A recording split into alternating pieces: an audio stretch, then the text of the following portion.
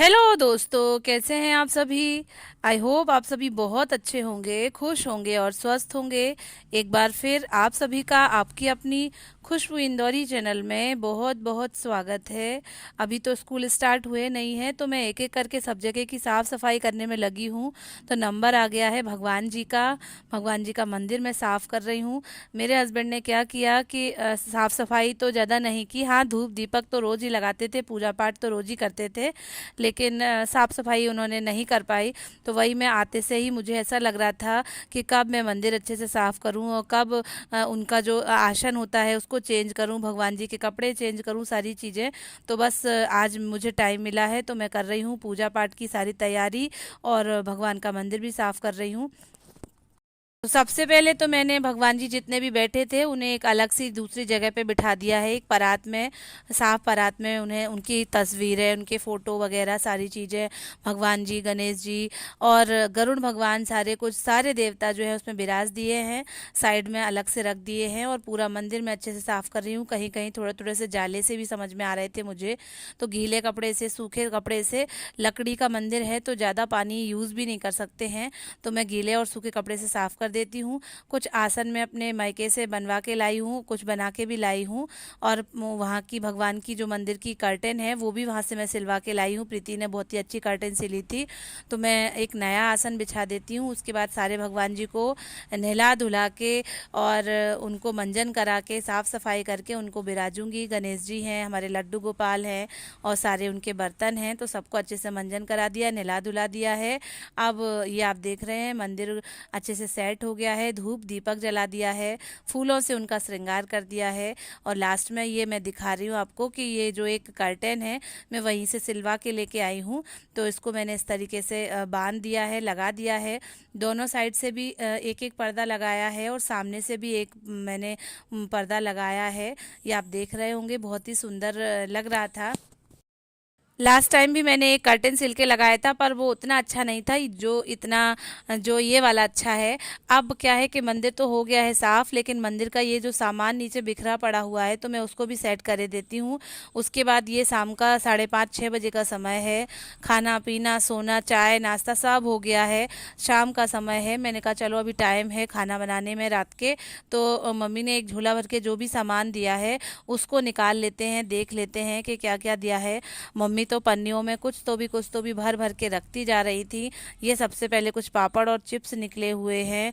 उसके बाद चावल चावल जितने भी मुझे कोछे में मिले थे, गोद में मिले थे, वो सारे जो लखनऊ से थे और जो जालौन के भी थे, तो मम्मी ने उसी में बहुत सारे चावल जो है रख दिए थे। इतने चावल हैं कि 2 महीने तक मुझे चावल जो है खरीदने ही नहीं पड़ेंगे।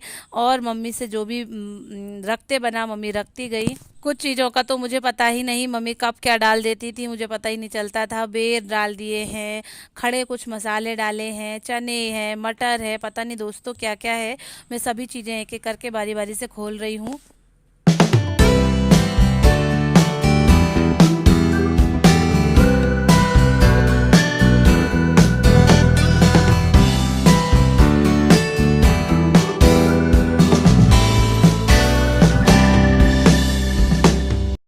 ये एक छोटी सी बाल्टी भी निकली है, बहुत ही सुंदर लग रही थी और इसमें शक्कर भरी हुई है दोस्तों। ये प्रीति ने जो है दान में दी थी।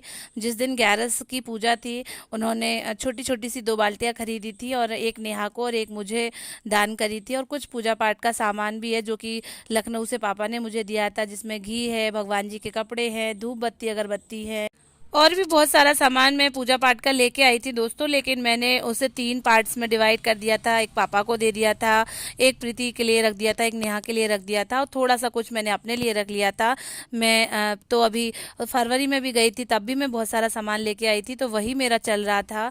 अब थोड़ा सा और लेके आ गई हूँ। अब मैं देख रही हूँ क्या क्या सामान है। इतना सामान है दोस्तों कि उसमें मुझे कुछ बीज भी मिल गए थे। मम्मी ने कुछ पौधों के बीज तक डाल दिए थे कि तुम जो है वहाँ पर पौधे भी लगा लेना।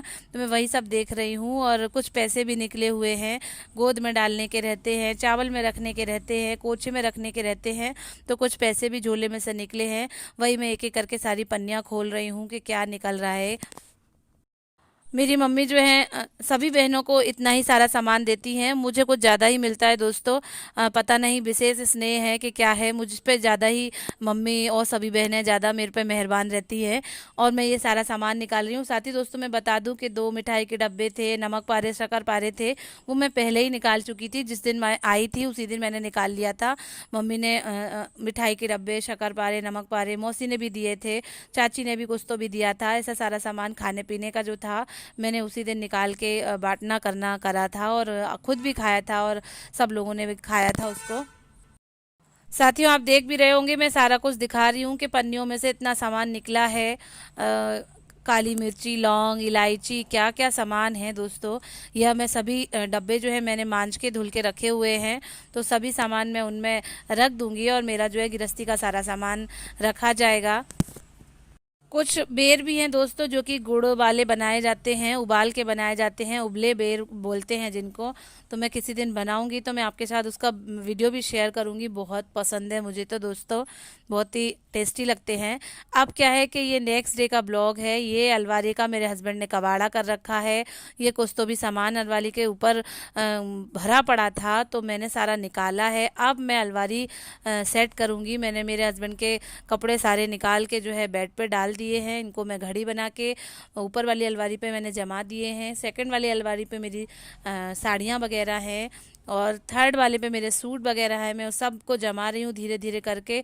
साथ ही मैं जल्द ही अलमारी भी ले लूँगी तो उसमें जमाऊँगी फिर।